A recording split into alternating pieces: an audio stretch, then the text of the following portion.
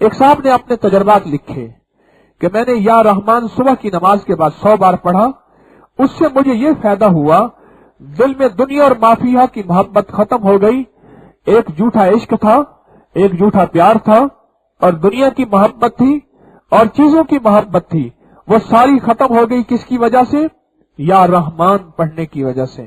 اور میں نے آپ کو بتایا تھا جو عصر کی نماز کے بعد یا رحمان 7 بار یا 11 بار پڑھے گا، اللہ اس کو اولاد نرین عطا فرمائے گا اور اس کا جادو ٹوٹ جائے گا، جو عصر کی نماز کے بعد۔ دوسرا فائدہ انہوں نے لکھا، میں نے یا قہار کا وظیفہ پڑھا، میرے بھائی کا کوئی کام رکا ہوا تھا، اس وظیفے کی برکت سے الحمدللہ میرا کام ہو گیا۔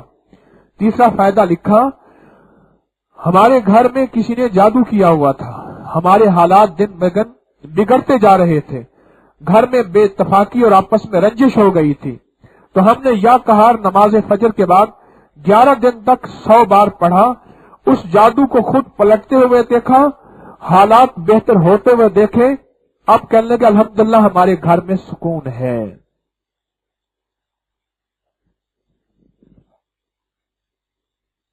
یہ سارے وظائف کس سے ملا رہے؟ کس سے مانگنا سکھا رہے؟ کس سے؟